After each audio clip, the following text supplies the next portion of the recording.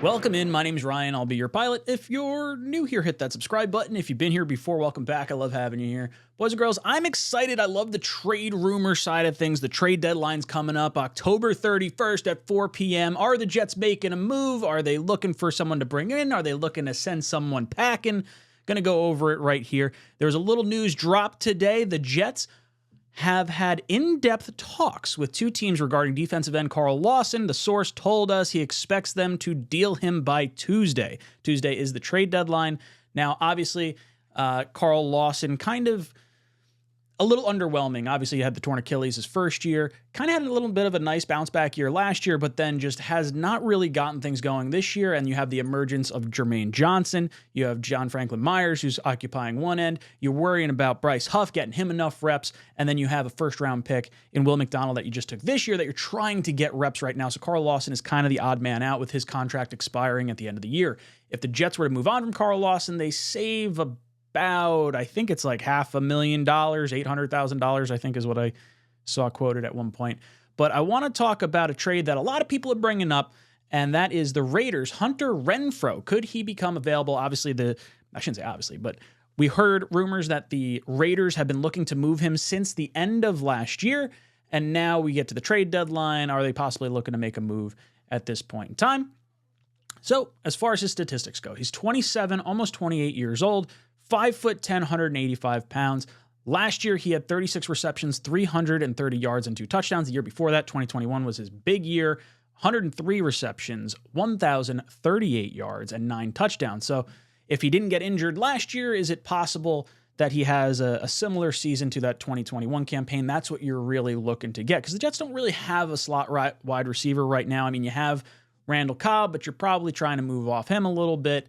Could Renfrow be that solution? This year, he's only got 8 receptions for 73 yards and no touchdowns, so not exactly selling high if you're the Las Vegas Raiders over there. Now, as far as his contract goes, he is 2 years left on his deal. It would be about a 1 year, $4 million, or sorry, not 1 year. It would be about $4 million this year, $3 million. It kind of depends on how his bonuses were structured and how things worked out, but $3 or $4 million for this year, and then he's got $11.9 million going to him next year, but none of that salary is guaranteed, so you could either rework his contract and drop that cap hit, or you can cut him and save the full amount of that money against the cap. So not a prohibitive contract by any stretch of the imagination. Now, as far as his valuation for this year, like I said, he's only got like 73 yards, so his valuation is literally under $4 million. So when you're saying, oh, well, we're only going to get him for about $3 or $4 million, it kind of makes sense. Like, at least like the numbers match up for the value that you'd be getting. It's not, I don't think this is a huge needle mover, but you know, it may be a change of scenery, sparks something. The Raiders haven't really been good this year, so being underutilized, could he potentially get some more opportunities as a New York Jet? I want to get into his injury history, because this is interesting. The chance of injury in 2023, according to DraftSharks.com, 48% chance of injury. Games projected to be missed is almost 3. He did have 2 concussions over the course of his career in 2018 and 2022. Both had grade 1 concussions. Last year, he did have an abdominal muscle strain, grade 2, and he was placed on IR.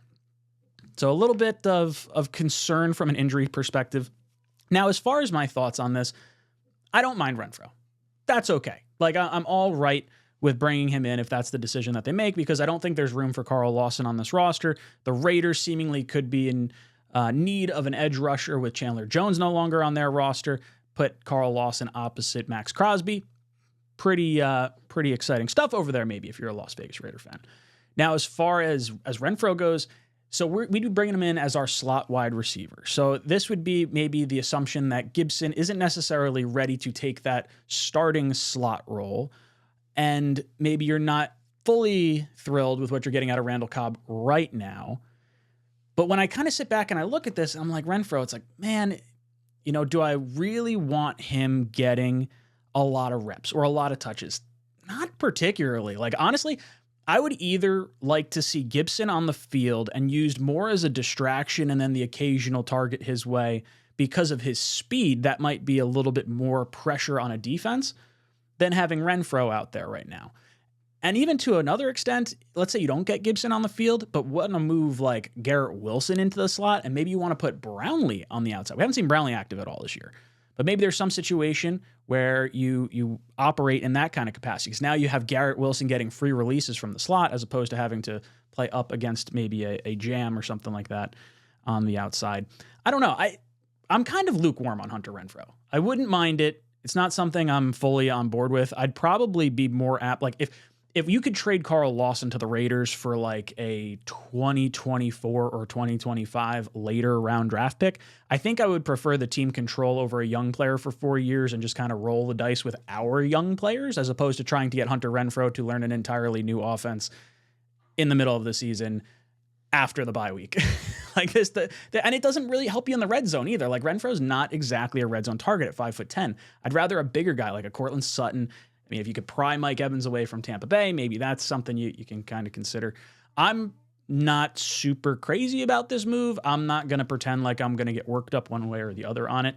So you guys can let me know, what do you think of Hunter Renfrow? Would you want to make the trade to bring him in? Would you be all right if it's Carl Lawson for Hunter Renfrow? Would you prefer just the pick? Let me know in the comment section down below what you guys are thinking. I'm curious what you guys have to say. And as always, go Jets. Jets!